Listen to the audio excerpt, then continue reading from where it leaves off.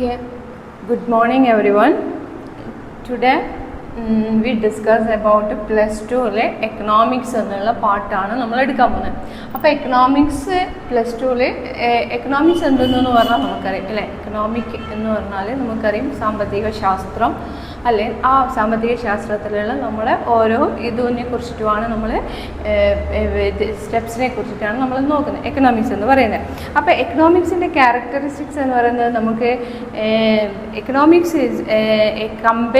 Economics compared to each other basis of this features. അത് നമുക്ക് ഈ താഴെ പറയുന്ന ഈ ഫീച്ചേഴ്സൊക്കെ നമുക്കിതിനെ കമ്പയർ ചെയ്യുന്ന തരത്തിലുള്ള ഫീച്ചേഴ്സാണുള്ളത്. നമുക്കറിയാം ബ്രിട്ടീഷ് റൂളുടെ കാലഘട്ടത്തിൽ ആ ഇയറിൽ 1947 നമ്മൾ ഫ്രീഡം ആവുന്നത് വരെ, ആ ഫ്രീഡം നമ്മൾ നേടിയെടുക്കുന്നത് വരെ നമ്മൾ എക്കണോമിക്കലി നമ്മൾ എത്രത്തോളം ചൂഷണം ചെയ്യപ്പെട്ടിട്ടുണ്ട് എന്ന് നമുക്കറിയാം അല്ലേ. അപ്പോൾ നമ്മുടെ സാമ്പത്തിക വ്യവസ്ഥിതി തന്നെ ബ്രിട്ടീഷ് റൂളേഴ്സിൻ്റെ കയ്യിലായിരുന്നു. അപ്പോൾ നമ്മളൊരു ഫ്രീഡം നേടുന്നത് തന്നെ 1947 ഓഗസ്റ്റ് 15 അതിനുശേഷം നമ്മൾ ഇൻഡിപെൻഡൻ്റ് ആയതിനു ശേഷം നമ്മൾ എക്കണോമിക്കലി വളരെയധികം തകർച്ചയിലായിരുന്നു.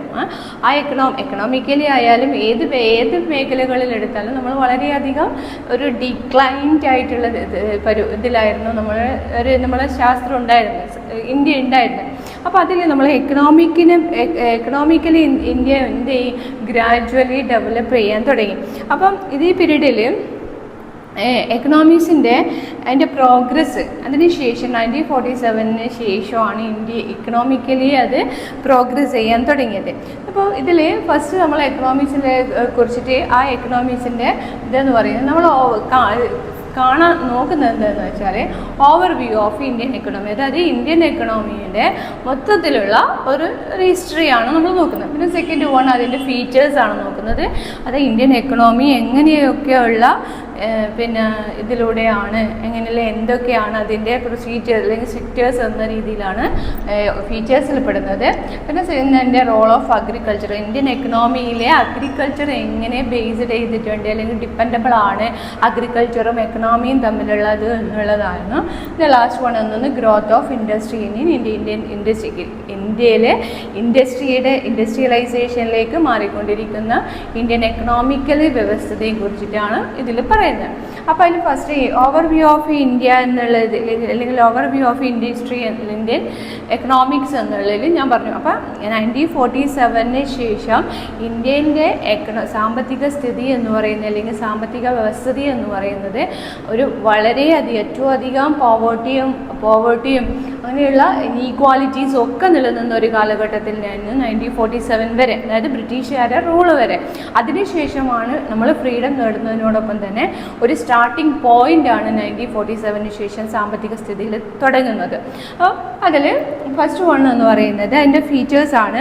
ഫീച്ചേഴ്സ് ഓഫ് ഇന്ത്യൻ എക്കണോമിയാണ്. ആ ഫീച്ചേഴ്സ് ഓഫ് ഇന്ത്യൻ എക്കണോമിയിൽ നമ്മൾക്ക് നോക്കാനുള്ളത് എന്ന് വെച്ചാൽ low of per capita income ആണ്. നെക്സ്റ്റ് വൺ എന്ന് പറയുന്നത് ഹെവി പോപ്പുലേഷൻ ഓഫ് പ്രഷർ, പിന്നെ ഡിപ്പെൻഡബിൾ ഓഫ് പോപ്പുലേഷൻ. അത് നമുക്കത് നോക്കാം. അതിൽ ഫസ്റ്റ് വൺ എന്ന് പറയുന്നത് പോവർട്ടി പെർ ക്യാപിറ്റ ഇൻകം, അതായത് ഫസ്റ്റ് ഇന്ത്യൻ എക്കണോമീൻ്റെ ഫീച്ചേഴ്സിൽ പെടുന്ന മെയിൻ ഇതായിട്ടുള്ള കാര്യമാണ് പെർ ക്യാപിറ്റ ഇൻകം എന്ന് പറയുന്നത്. ഇന്ത്യ എന്ന് പറയുന്നത് ഇന്ത്യയുടെ സാമ്പത്തിക എക്കണോമിക് വ്യവസ്ഥിതി എന്ന് പറയുന്നത് ഒരു പെർ ക്യാപിറ്റ ഇൻകത്തിൽ ബേസ് ചെയ്തുകൊണ്ടാണ്. പെർ ക്യാപിറ്റ ഇൻകം എന്ന് പറയുന്നത് നമ്മുടെ ratio of national income or population, നമ്മുടെ നാഷണൽ ഇൻകവും പോപ്പുലേഷനും ഡിവൈഡ് ചെയ്യുമ്പോൾ കിട്ടുന്ന റേഷ്യോ ആണ് നമ്മൾ എന്ത് പറയുന്നത് പെർ ക്യാപിറ്റ ഇൻകം എന്ന് പറയുന്നത്. അതായത് ഈ പെർ ക്യാപിറ്റ ഇൻകത്തിൽ റേഷ്യോ എന്ന് പറയുന്നത് ഇൻകം ഡിവൈഡഡ് ബൈ പോപ്പുലേഷൻ. ഇങ്ങനെയാണ് വരിക, ഇൻകം ഡിവൈഡഡ് ബൈ പോപ്പുലേഷൻ. അതായത് it gives the idea about average earning of ഓരോ വ്യക്തിയും, ഇന്ത്യയിലെ ഓരോ വ്യക്തിയും ആവറേജ് ഏർണിംഗ് ശേഷിയുള്ള ഓരോ വ്യക്തിയാണ്. അപ്പോൾ ആ സമ്പാദ്യശേഷിയുള്ള ഓരോ വ്യക്തിയുടെയും ഓരോ ഇയർ എൻഡിങ്ങിൽ നമ്മൾ എന്ത് ചെയ്യും, അത് റേഷ്യോ ചെയ്ത് നോക്കും. അപ്പോൾ റേഷ്യോ ചെയ്തപ്പോൾ ഒരു 10 ലക്ഷം അല്ലെങ്കിൽ 10 ലക്ഷമാണ് പിന്നെ ഇന്ത്യയുടെ വരുമാനം എന്ന് വിചാരിക്കുക. ഇന്ത്യയുടെ സാമ്പത്തിക വർഷമാണ് നോക്കുക, 10 lakh ആണെന്ന് വിചാരിക്കുക. ഈ 10 lakhൽ ഈച്ച് ആൻഡ് എവറി പേഴ്സൺസിന് കൊടുക്കുന്നത് എന്ന് പറയുന്നത് ഒരു 10,000 ആണെങ്കിൽ, അപ്പോൾ ഇതിനെ 2 ഡിവൈഡ് ചെയ്തിട്ടുള്ളതാണ് നമ്മുടെ എന്തെന്ന് പറയുന്നത് പെർ ക്യാപിറ്റ ഇൻകം എന്ന് പറയുന്നത്. ഇന്നത്തെ വ്യവസ്ഥിതിയിൽ നമ്മുടെ പെർ ക്യാപിറ്റ ഇൻകം എന്ത് ചെയ്ത് ഈ റേഷ്യോക്ക് താഴെയാണ്. അപ്പോഴാണ് നമ്മൾ എന്തെന്ന് പറയുന്നത് law of per capita income എന്ന് പറയുന്നത്. അപ്പോൾ ഇന്ത്യയിൽ പെർ ക്യാപിറ്റ ഇൻകം എന്ന് പറയുന്നത് റേഷ്യോ ആണ്. റേഷ്യോ എന്ന് പറയുന്നത് ഒരു സാമ്പത്തിക സ്ഥിതിയുടെ അല്ലെങ്കിൽ ഒരു ഇതിൻ്റെ മൊത്തത്തിലുള്ള ഇൻകം, അതായത് ഒരു രാഷ്ട്രത്തിൻ്റെ ഇൻകത്തിനെ പോപ്പുലേഷനുമായിട്ട് ഡിവൈഡ് ചെയ്യുമ്പോൾ കിട്ടുന്നതാണ് എന്തെന്ന് പറയുന്നത് പെർ ക്യാപിറ്റ ഇൻകം എന്ന് പറയുന്നത്. അപ്പോൾ ആ പെർ ക്യാപിറ്റ ആ റേഷ്യോയിൽ ലോ വരുമ്പോഴാണ് നമ്മൾ എന്ത് വരുന്നത് ലോ പെർ ക്യാപിറ്റ ഇൻകം എന്ന് പറയുന്നത്. നമ്മുടെ ഇതിലെന്ന് വെച്ചാൽ 2012 13 പെർ ക്യാപിറ്റ ഇൻകം എന്ന് പറയുന്നത് വളരെയധികം ലോ ലെവലിലേക്ക് വന്നു. പിന്നെ അത് ഗ്രാജുവലി ഡെവലപ്പ് ചെയ്യാൻ തുടങ്ങുകയാണ് ഉണ്ടായത്. പിന്നെ പെർ ക്യാപിറ്റ ഇൻകത്തിൽ ബിഹൈൻഡ് ദ ഫോർ ഇൻകം അതിൽ USA per capita income more ആണ്. അതെന്താണെന്ന് വെച്ചാൽ അതവിടെ ഇൻഡസ്ട്രിയലൈസേഷൻ പിന്നെ അതിലുള്ള സാമ്പത്തിക വ്യവസ്ഥിതിയുടെ ഭാഗമായിട്ടാണ് ലോ പെർ ക്യാപിറ്റ ഇൻകം വരുന്നത്. നെക്സ്റ്റ് എന്ന് പറയുന്നത് ഹെവി പോപ്പുലേഷൻ പ്രഷർ ചെയ്യുന്നുണ്ട്. അതായത് എക്കണോമിക്കലി ഏറ്റവും കൂടുതൽ നമ്മൾ പ്രഷർ ചെയ്യുന്ന ഒരു അന്നാണ് എന്ത് ഹെവി പോപ്പുലേഷൻ എന്ന് പറയുന്നത്. നമുക്കറിയാം നമ്മുടെ പോപ്പുലേഷൻ്റെ വ്യവസ്ഥിതി എന്ന് പറയുന്നത് നമ്മൾ സെക്കൻഡ് ലെവലിൽ നിന്ന് ജനസംഖ്യ പോപ്പുലേഷനിൽ ചൈനേനെ മറികടക്കുന്ന 138 crore ആയിക്കൊണ്ടിരിക്കുകയാണ് നമ്മുടെ ജനസംഖ്യ എന്ന് പറയുന്നത്. അപ്പം നമ്മുടെ 2011 11 സെൻസസ് പ്രകാരം തന്നെ സെക്കൻഡ് സ്ഥാനത്താണ് നമ്മൾ എന്തുള്ളത് ഫസ്റ്റ് പിന്നെ പോപ്പുലേഷനിലുള്ളത്. പിന്നെ അത് നമ്മളിപ്പോൾ മാറി നമ്മൾ ഫസ്റ്റിലേക്ക് പോയിക്കൊണ്ടിരിക്കുകയാണ് അല്ലേ. അപ്പം ഇതിൻ്റെ എന്ന് വെച്ചാൽ പോപ്പുലേഷൻ എന്ന് പറയുന്നത് നമ്മുടെ സാമ്പത്തിക വ്യവസ്ഥിതിയെ വളരെയധികം ബാധിക്കും. കാരണം പോപ്പുലേഷൻ എന്ന് പറയുന്നത് 1000-ലാണ് കണക്കാക്കുക. ഇപ്പം നമ്മൾ ജനിക്കുന്നത് അത് ഈക്വൽ ആയിരിക്കണം. Death and born and death എന്ന് പറയുന്നത് ഈക്വൽ, അതായത് ഡെത്ത് കൂടിക്കൊണ്ടിരിക്കുകയാണ് വേണ്ടത്. അപ്പോഴാണ് പോപ്പുലേഷൻ കുറയുക. അപ്പം പോപ്പുലേഷൻ ബെർത്ത് കൂടുകയോ ഡെത്ത് കുറയുകയും ചെയ്യുമ്പോഴാണ് പോപ്പുലേഷൻ എന്ത് ചെയ്യുക ഒരു കണ്ണിങ് സ്റ്റേജിൽ നിൽക്കുക. പക്ഷെ ഇപ്പോഴത്തെ സ്ഥിതി വെച്ച് നോക്കുമ്പോൾ നമ്മുടെ പോപ്പുലേഷനിൽ ഗ്രാജുവലി കൂടിക്കൊണ്ടിരിക്കുകയാണ്. കാരണം ഡെത്ത് റേറ്റും കുറയുന്നു, ബർത്ത് ഡേറ്റും കൂടുകയും ചെയ്യുന്നു. അപ്പം പോപ്പുലേഷൻ കൂടിക്കൊണ്ടിരിക്കും. അപ്പോൾ പോപ്പുലേഷൻ ഇങ്ങനെ കൂടിക്കൊണ്ടിരിക്കുമ്പോൾ നമുക്ക് എന്ത് ചെയ്യാൻ പറ്റൂല, എക്കണോമിക്കലി സാമ്പത്തിക ഉന്നമനം നടക്കില്ല. എക്കണോമിക്കലി നമ്മൾ എന്ത് ചെയ്യും താഴോട്ട് വരികയും അങ്ങനെ ഓവർ പോപ്പുലേഷൻ നമ്മളെ എക്കണോമിക് വ്യവസ്ഥിതിയെ വളരെയധികം ബാധിക്കുകയും ചെയ്യും. നമ്മളെ ഇതിലെന്ന് പറയുന്നത് 1000-ലാണ് കേട്ടോ പോപ്പുലേഷൻ്റെ ഇത് കണക്കാക്കുക. അതായത് 10,000-ൽ ഇത്ര ആൾ, 1000-ൽ ഇത്ര വ്യക്തികൾ എന്ന നിലയിലാണ് പോപ്പുലേഷൻ കണക്കാക്കുക. അപ്പം ഇതിൻ്റെ ഫീച്ചേഴ്സ്, ഇന്ത്യൻ എക്കണോമിൻ്റെ സെക്കൻഡ് ഫീച്ചേഴ്സാണ് എന്ത് ഹെവി പോപ്പുലേഷനിന് പ്രഷർ.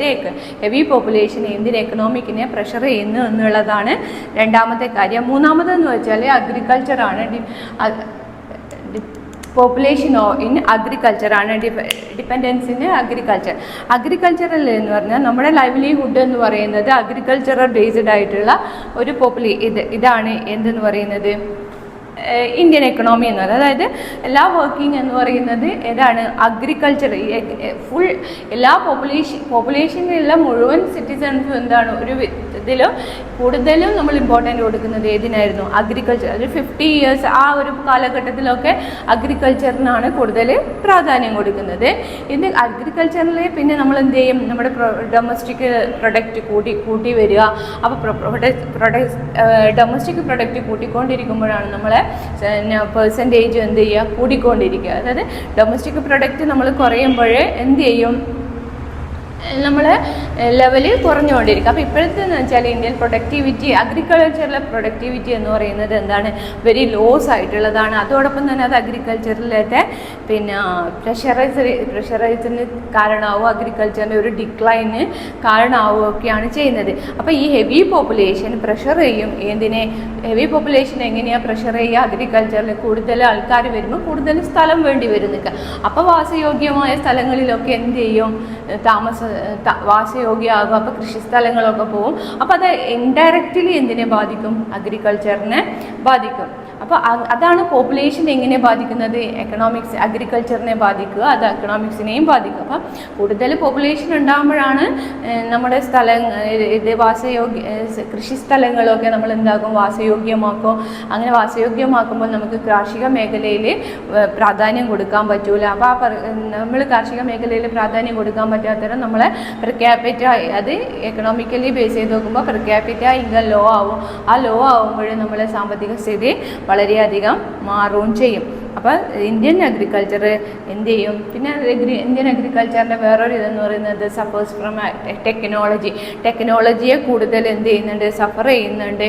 അപ്പോൾ അതിൻ്റെ പിന്നെ ഫെസിലിറ്റീസ്, അഗ്രികൾച്ചറിൻ്റെ മേഖലയിലെ ലാക്ക് ഓഫ് ഫെസിലിറ്റീസ്, അതൊക്കെ അഗ്രികൾച്ചറിൻ്റെ സെക്ടേഴ്സിലുള്ള ചില ഘടകങ്ങളാണ്. പിന്നെന്ന് വെച്ചാൽ പിന്നെ ട്രെയിൻഡ് ആയിട്ടുള്ള പ്രോപ്പർലി ആയിട്ടുള്ള അഗ്രികൾച്ചറൽ ഫെസിലിറ്റീസ് കൊണ്ടുവരാൻ കഴിയാത്തതും അത് അഗ്രികൾച്ചറിൻ്റെ പ്രൊഡക്ടിവിറ്റിയെ കുറച്ച് കൊണ്ടുവരുന്നതിനും പിന്നെ ഏതിന് ഇതാവും, ലാക്ക് ഓഫ് അഗ്രികൾച്ചർ സെക്ടേഴ്സിൻ്റെക്ക് മാറിക്കൊണ്ടിരിക്കും. നെക്സ്റ്റ് എന്ന് പറയുന്നത് പോവർട്ടി ആൻഡ് ഇനീക്വാലിറ്റി. പോവർട്ടി എന്ന് പറഞ്ഞാൽ നമുക്കറിയാം എന്താ, പോവർട്ടി എന്ന് പറഞ്ഞാൽ ദാരിദ്ര്യമാണ് അല്ലേ. പോവർട്ടി ആൻഡ് ഇനീക്വാലിറ്റി എന്ന് പറയുന്നത്, പോവർട്ടി എന്ന് പറയുന്നത് it's a disheartening of the world's largest number of people. ഒരു പുവർ പീപ്പിൾ അല്ലെങ്കിൽ പുവർ പീപ്പിൾ എന്ന് പറയുന്നത് ഒരു ദിവസം 28 രൂപ പിന്നെ ചിലവാക്കാൻ പറ്റാത്തവരെയാണ് നമ്മൾ എന്ത് വിളിക്കുക, പുവർ പീപ്പിൾ എന്ന് വിളിക്കുക. അപ്പം ആസ് റിപ്പോർട്ട് ഇന്ത്യ ഗവൺമെൻറ്റിൻ്റെ 2011 കണക്ക് പ്രകാരം 269 മില്യൺ പീപ്പിൾ ഇന്ത്യ പുവർ ലിസ്റ്റിൽ പെട്ടവരാണ് ഉള്ളത്. അപ്പോൾ ഇപ്പോൾ അതിലും കൂടിയിട്ടുണ്ടാവും അല്ലേ. ഓരോ വർഷം കഴിയുമ്പോഴും 22% ഓഫ്, അതായത് പോപ്പുലേഷൻ കൂടുന്നതിനനുസരിച്ചിട്ട് തന്നെ നമ്മളെ പോവർട്ടിയും കൂടിക്കൊണ്ടിരിക്കുമെന്ന് പറയും. കാരണം ഫുഡൊക്കെ മിനിമൈസ് ചെയ്യേണ്ടി വരും, പിന്നെ നമ്മളെ ലാൻഡിൻ്റെ റവന്യൂ, പിന്നെ അർബൻ ഏരിയാസ് അങ്ങനെയുള്ളതിലൊക്കെ വരുമ്പോൾ നമ്മൾ കൂടുതൽ ജനങ്ങൾ തിങ്ങി പാർക്കുമ്പോൾ ഓട്ടോമാറ്റിക്കലി സൊസൈറ്റിയിൽ എന്ത് വരും, ഒരു പോവർട്ടി വന്നു ചേരും.